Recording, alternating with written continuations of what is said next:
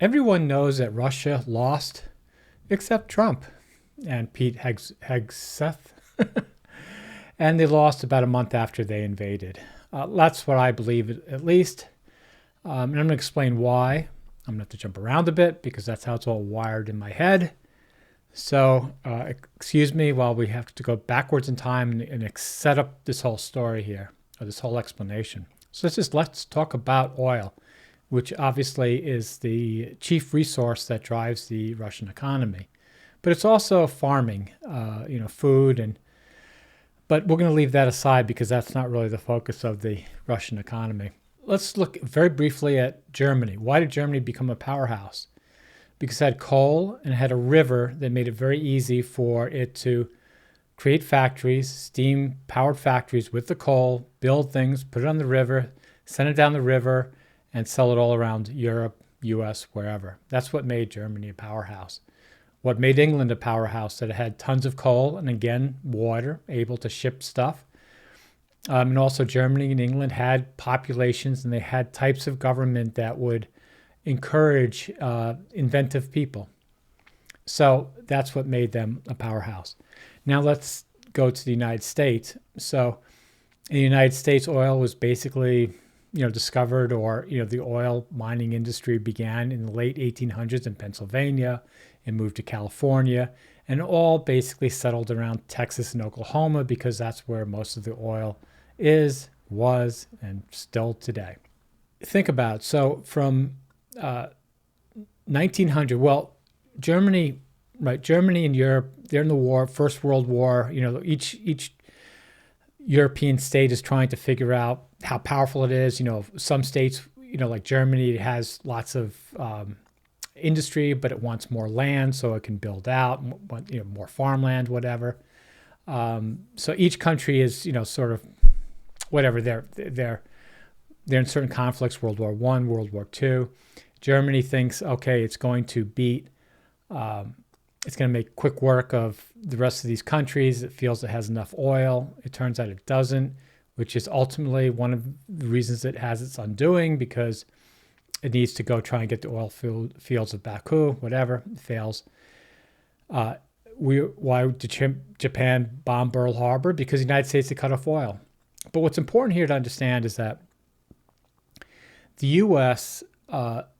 Knew a lot about how to mine and process oil, right? It had 50 years of experience, right? So from late 1800s to 1950, no one knew more about oil mining and refining and the whole technology and business better than the United States, right? Nowhere, right? Everybody else was small potatoes. They're all basically coal-based economies, but they still had the same thing that's going to come into play here, where you need these three things, right? You need the energy source, you need resources and ability to move around, and you need farming. You need food to keep your population going, and again, you also need a culture that places some value on clever people, and business environment where these clever people can do their clever things. So when World War II ended, that's just when they started to find these oil deposits in Saudi Arabia and the Middle East. So if you're in the Middle East, right, how are you going to develop these resources? Well, obviously, if everybody leaves you alone, in time, like the United States, you'll be able to develop them. But, you don't have that time. You're weak. Most of your land is desert. So the United States at that point in 1950 knows everything about how to get this oil. And plus, since after World War II, because Europe had basically destroyed its own cities and industries, the United States had a very powerful military, plus they had the know-how, 70 years essentially know-how of how to deal with oil. So, of course, what's going to happen to the Middle East, right? The United States, and to a lesser extent Britain, whatever, Europe, they're going to basically take over these oil fields. And what they do is they basically say, well, I mean, it's not like I feel like there's a conspiracy or they organized it, but, so the simple solution, right, is if you want something, right, is you want to pay as little as possible. So some family, the Saudi family, comes to you and says, "Hey, listen, we'll keep our population in line. You just give us a good split and you protect us." That's what the United States did, and Britain and whatever. So we went into the Middle East and we said to basically some families, some monarchies, whatever, you control the population, and we're going to develop your oil fields, and we're going to take the oil and we'll give you money. And of course, from this Saudi family's point of view, or any Arab's point of view in the Middle East, what are they going to do with the oil anyway, right? It's not like they have an industry. It's not like, it's not like the United States, right, where we developed oil and we have all these industries that it's going to go into across the country. There are no industries like that in the Middle East. So, what are you going to do? What would you do with the money anyway, right? So you want to sell the oil anyway. So really it makes sense. It's logical sense. And that's what's happened, right? So certain Arabs have become very wealthy, and they come to the United States and they buy their condos and their penthouses in New York City and London and all over, and they travel extravagantly, and and they're happy, right?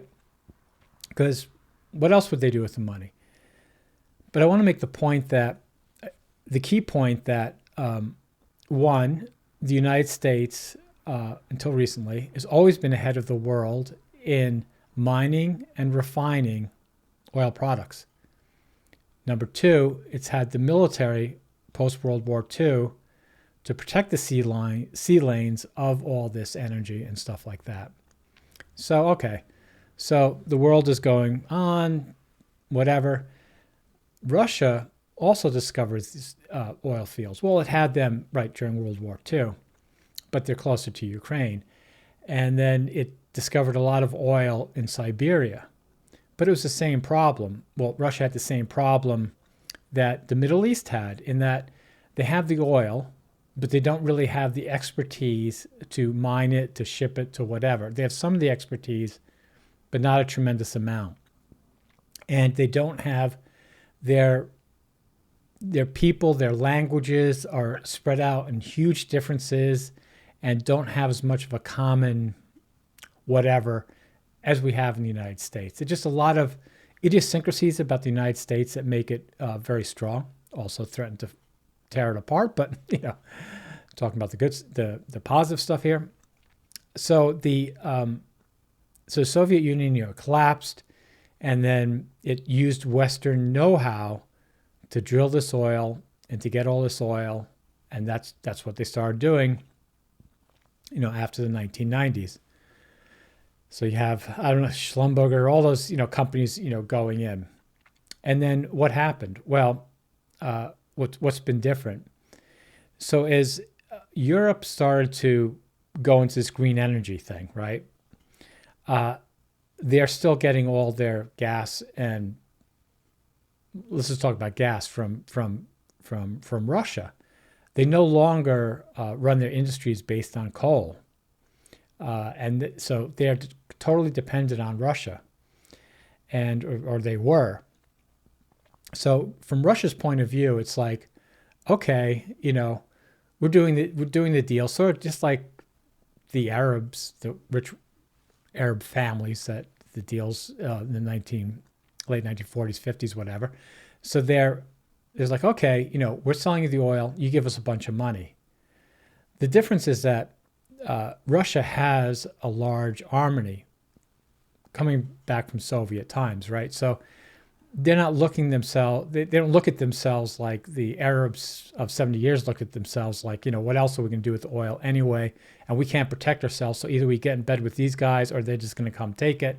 Russia's never felt that way, right? So, and definitely Putin doesn't feel that way. So he feels like, we have the oil and gas, you need it, but you're not just going to walk all over us.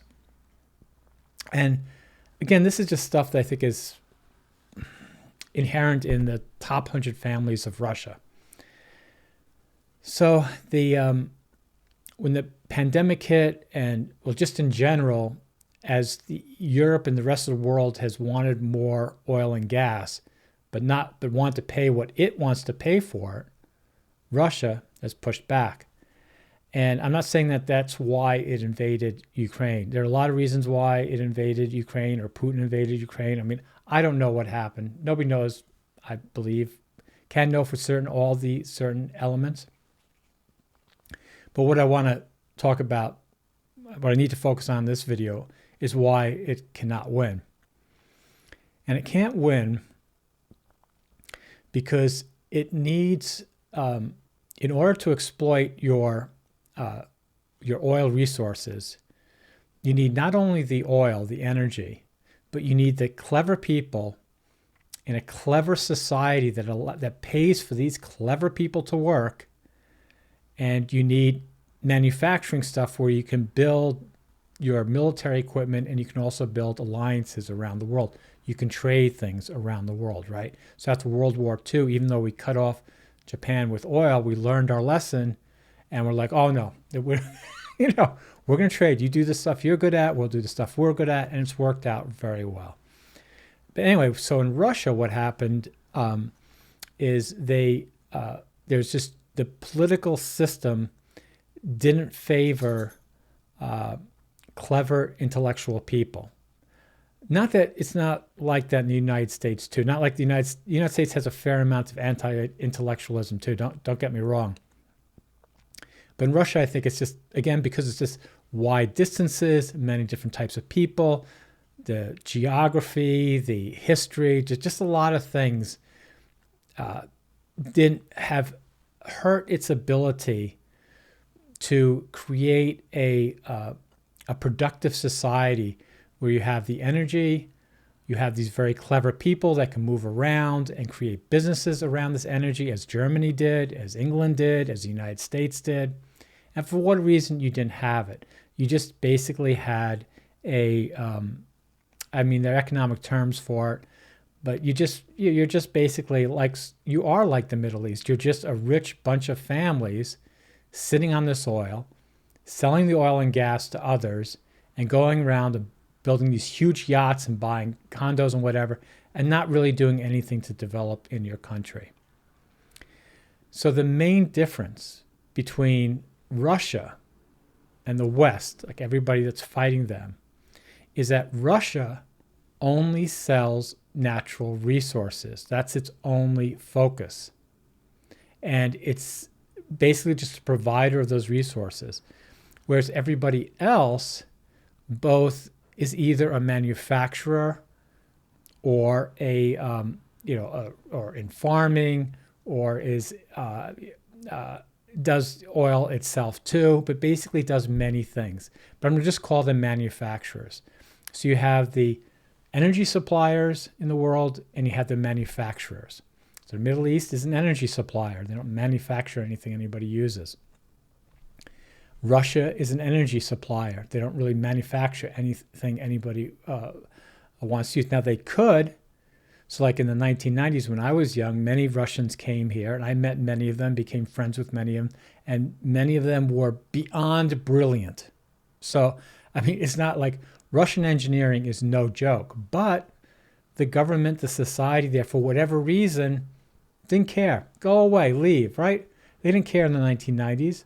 They didn't care now. So when the war started, Putin didn't say, whatever we do, we have to keep our Russian clever people here. But he didn't, and a million young ones just fled. They just left, right? Because Russia doesn't put any value on it. So you have, what we have here is basically a conflict between a resource provider, Russia, and manufacturers. And the resource supplier can never win. And the reason why a resource supplier can never win is it can't manufacture the weapons to defend itself ultimately. So Russia historically, during World War II, even though it didn't have the weapons, well, it got weapons through Lend-Lease from the United States later on. It had tons of people. So it could win battles, right, or wars, not wars, but battles in a sense, just by its huge population of people it could throw onto these front lines. And that's how it claimed many of its victories. But Russia doesn't have that amount of people to do that anymore, though it's obviously trying. So ultimately, it cannot win because it cannot produce the weapons necessary to win. And so the West is just go every time you read that a Russian refinery has been destroyed, Russia cannot rebuild the parts for that refinery because the refineries are built on very special synthetics. They're built using special metal alloys. They're built with a kind of expertise that you need that, again, that many in Russia have fled that could do that kind of stuff. The only reason that the Russia oil industry is surviving is from China. And so why is China doing it? Why is China sending in all their experts? Because obviously they're getting oil on the cheap. But China doesn't care if Russia gets Ukraine or not. It's not to China. It's like not our business. Go ahead. Whatever you can do. So as long as we have a good transactional business here, on we'll provide you expertise or technology, we'll provide you the industrial equipment to get the oil. Then fine, we'll do that deal. And that's the deal that Russia has with China. It's essentially the deal the United States had with Saudi Arabia. The only problem is that people in Saudi Arabia, Arabs, love coming to the West and being tourists and visiting and stuff like that. I mean, there are a lot of problems between the cultures, but generally, though it's changing, generally, they liked it. I don't think there are any Chinese people that have any desire to go vacation in Russia, to send their kids to school in Russia. I just don't see it at this point. I'm in Cambridge. Tons of Chinese people love to come here and go to school. And they feel welcome here. They feel safe here, right? So, I mean, it's just... So ultimately, that's the point I want to make. And so Trump has no idea about any of this. He doesn't understand anything about technology. He doesn't understand anything about the history of industry, of oil, of anything like this, right?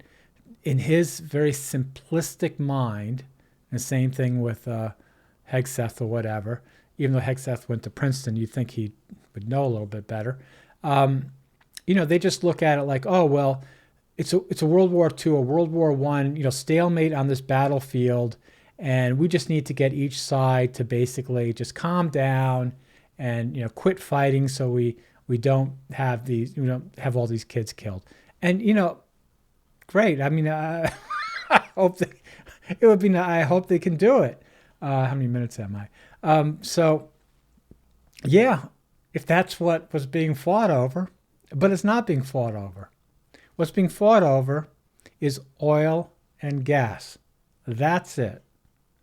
And Russia believes, because it has the military power left over from Soviet times, because they haven't developed any new weapons, that they can protect their oil and get the price that they want. And the price that they want is Ukraine. Russia's simple effort here is basically like, you can have the oil and the gas.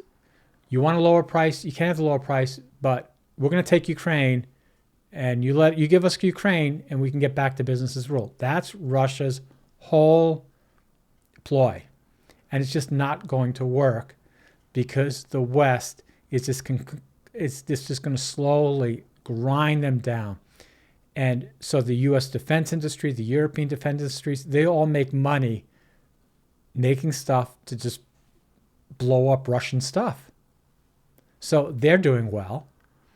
The oil companies think very far in advance.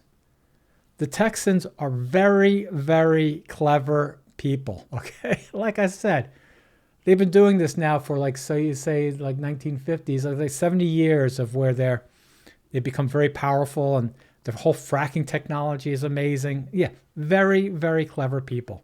So they have long time horizons. Nobody at Exxon is thinking, oh my God, we have to get the Russian oil back tomorrow. No, it could happen in 5 years, 10 years, 15 years. They're patient. They don't care. They don't care. They have the money. They can wait.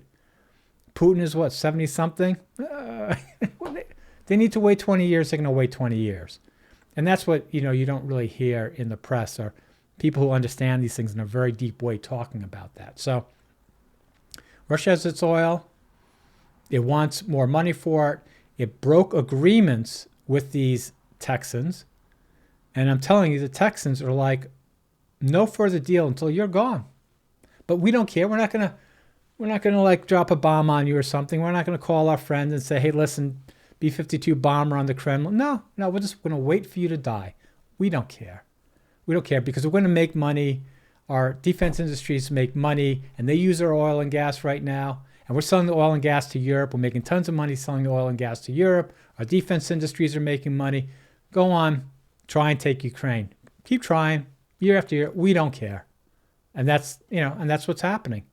And if Russia was smart, it would recognize it cannot possibly win, and it would pull back, but it won't because the government is so fragile. It's just 100 families. It's just Putin. And they just can't get out of their own way. Not that we don't have similar problems here and in Europe. Yes, there are all problems all over, but in the big picture, like I said, I'll just end it here. So you have the manufacturers of weapons that get more and more advanced. So every time a new offensive weapon comes, they develop a defensive one, going back and forth. Russia is trying to keep up, but it just can't. At some point, it cannot. Ukraine will have the weapons that it needs because Ukraine favors clever people. Again, that's the difference between the two. Russia, 1 million clever people left. Ukraine is like, all you clever people, do what you need to do. So they've 1,000 drone companies, whatever. All the clever Ukrainians are working with support from the Western manufacturers, are working to basically just destroy the Russian thing, the industry, because they don't need it to be happy to rebuild it. And Russia's thinking, oh, well, we've destroyed all these buildings and, in Ukraine, and we're going to bomb all these apartment buildings, and the people are going to give in. The people don't vote. The people have no power. It's the industrialists that have all the power. And the industrialists in the West will wait and grind Russia down until they get the proper government in Russia to know its place, so to speak. Or just understand the deal. Provide the oil. We'll provide you money. And, that's what we want. So anyway, just wanted to give you my take on why, the Trump going to try and, broker some deal is he's going in with an understanding of a 10-year-old to watch some World War II movies or something. It's like, it's so completely divorced from what the real conflict is about and how the real forces are at work to decide who ultimately will control Russian gas and oil. Thank you for watching.